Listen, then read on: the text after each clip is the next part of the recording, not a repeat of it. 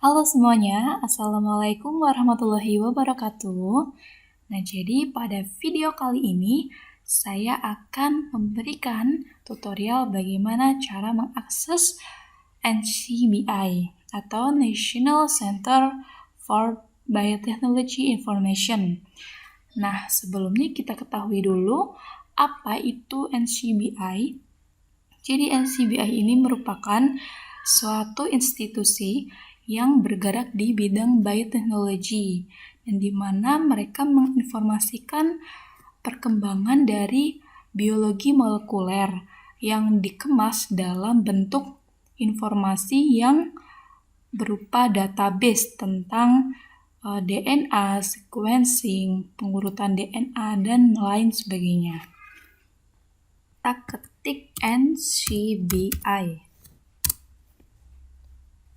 Kita klik di sini karena ini merupakan sistem yang online. Seperti ini untuk tampilan homesnya dari NCBI. Nah, di sini National Center for Biotechnology Information. Lalu apabila kita ingin melihat database dari suatu nukleotida, kita bisa klik yang ini ya. Nukleotida. Nah, setelah itu kita bisa search genom apa yang akan kalian cari. Genom dari genus, bisa tumbuhan, hewan. Nah, saya mau mengambil contoh. Nah, kita karena ingin mengurutkan genom, kita harus melihat yang bagian complete genome. Nah, karena di sini kita fungsinya untuk mengurutkan, harus mengambil spesies yang berbeda. Jadi apabila kalian ingin menggabungkan dua spesies, harus mencari spesies yang berbeda, bahkan bisa lebih. Kita klik.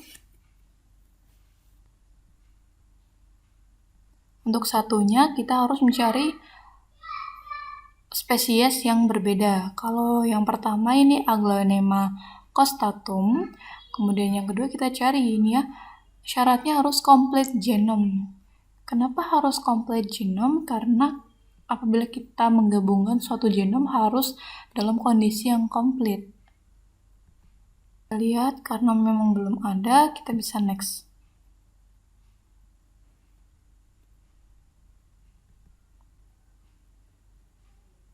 Nah, ini ya, Aglaonema bacilliflor. Oke. Keterangannya detail ya, jadi organismenya Aglaonema costatum, ya dia jenisnya apa, sudah ada semua. Baik, sekarang kita akan alignment atau mensejajarkan dari kedua spesies dari satu genus ya, untuk menggabungkan genomnya. Kita klik FASTA. Nah, di sini sudah terlihat ya berapa banyak urutan basa nukleotida ya, dari sitosin, guanin, timin ya. Karena kita baru akan membuat tutorialnya saja, jadi kita copy paste cukup sedikit saja, tidak perlu semuanya ya. Namun apabila untuk kepentingan harus ya meneliti atau membuat data tentang genom, itu harus di-copy semuanya. Nah, kita sekarang buka Multalin. Nah, sudah terlihat tampilannya. Halamannya seperti ini. Dan jadi di sini adalah kolom untuk kita mem-paste dari yang sudah kita copy tadi dari basa nukleotidanya. Nah, karena dalam pengurutan atau pensejajaran suatu genom itu harus benar-benar sejajar, jadi tidak boleh ada space ya, harus benar-benar sejajar. Kita menggunakan cara yang manual. At least emang beberapa juga ada yang data basa nukleotidanya memang tidak perlu untuk mengatur space-nya, jadi sudah sejajar. Kemudian kita copy paste yang spesies kedua, Bacilliform.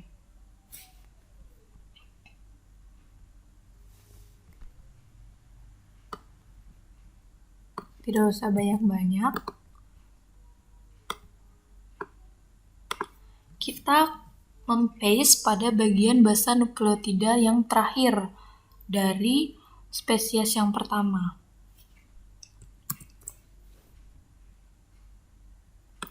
Kita bisa hapus lagi ya.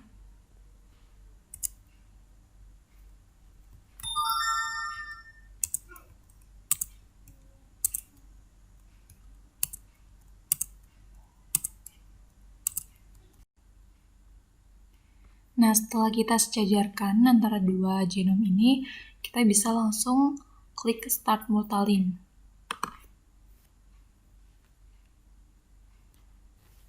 Nah, seperti ini buat pembacaan database dari sequence genom Aglaonema costatum dengan Aglaonema bacilliform. Nah, seperti ini, tandanya sudah berhasil. Nah, di sini sudah terlihat ya database dari genom antara dua spesies dengan satu genus. Nah, pembacanya sudah berhasil, dan di sini kita hanya sampai pada ya 1054 ya. Yang dimana seharusnya dalam penelitian harus benar-benar semuanya di copy paste, tidak boleh hanya sebagian dari basa nukleotidanya. Nah, bisa kita lihat dari urutan basa nukleotida ini, ada yang berwarna merah tadi ya, yang merupakan basa nukleotida pelestari, kemudian untuk biru dengan hitam, itu bisa kalian cermati ya, berbeda antara yang pertama dengan yang selanjutnya. Nah, jadi yang pertama biru, kemudian hitam, biru. Nah, kalau yang merah itu kan hampir semuanya sama ya. Tidak ditemukan selang-seling seperti itu. Jadi kalau untuk yang biru dengan hitam itu memang selang-seling karena ditemukan basa nukleotidanya berbeda.